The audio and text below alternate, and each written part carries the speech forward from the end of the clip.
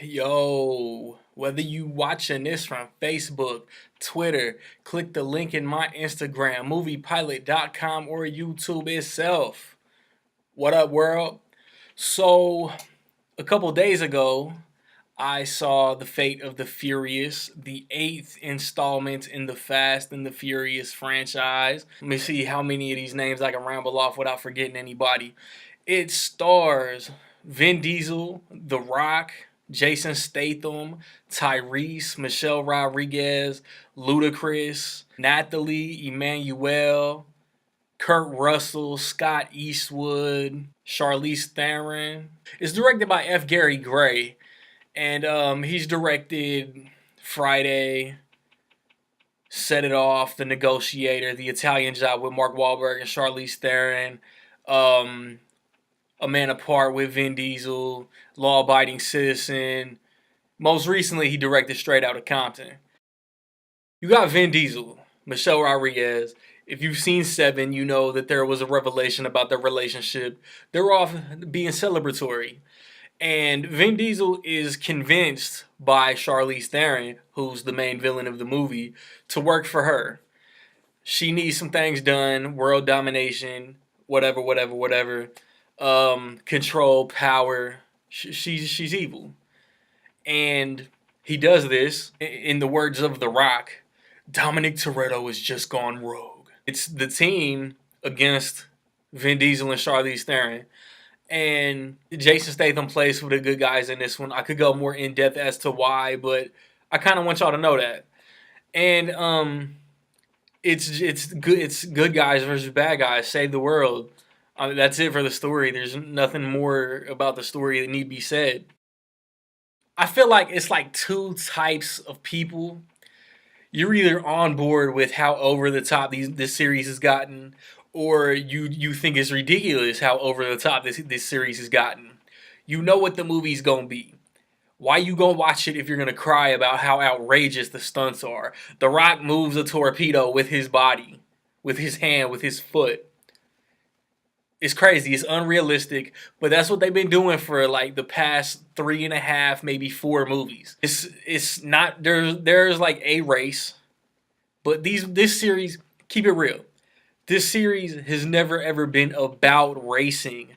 The racing has always been a device used to push the story forward. I enjoyed this movie for what it was. I mean, I thought the stunts was cool. The chase throughout New York was dope.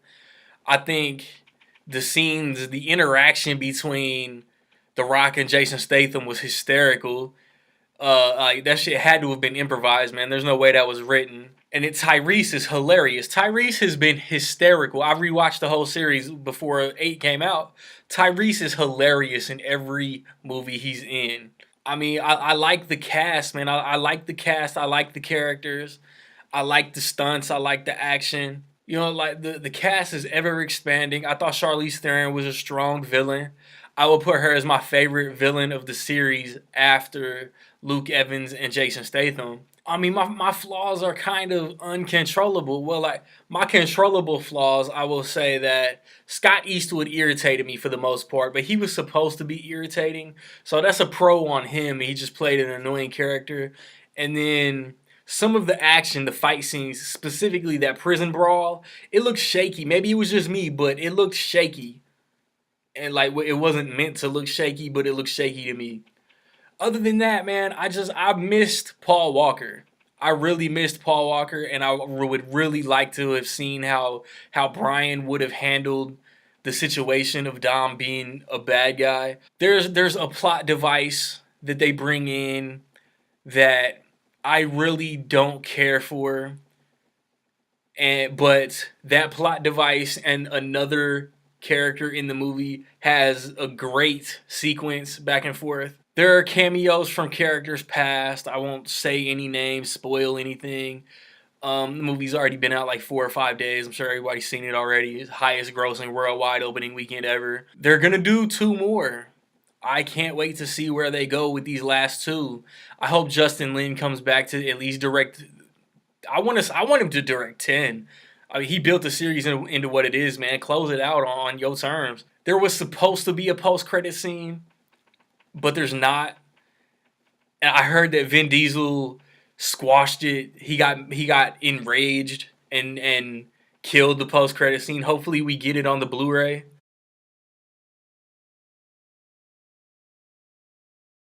With all that being said, man, in my opinion, I will say that the Fate of the Furious is dope.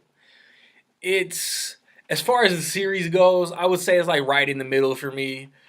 I think like I have a list on Letterboxd. I should just let y'all go to my Letterboxd and check it out. I enjoy this whole series though. Have you seen The Fate of the Furious? Let me know what you thought, man. If you loved it, if you hated it, if you thought it was fine, drop a comment. I've recently posted reviews for Sandy Wexler, for Smurfs The Lost Village, for The Boss Baby, for Kong, Power Rangers, Life, Chips, Logan, Beauty and the Beast. Go through, check all those out, man. I got a March movie talk I have also posted. If you into sports, me and one of my boys did an NBA playoff preview this weekend. If Free Fire comes to my theater, I'll check it out. I'm gonna do a Kendrick Lamar album review. Stay tuned for that. If Slight comes to my theater, I'll watch that. Movie talk. I'm still undecided, but it'll be out at the end of the month. And just let me know, man. Where does the Fate of the Furious rank in the series for you, man?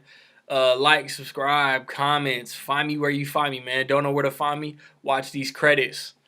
Peace.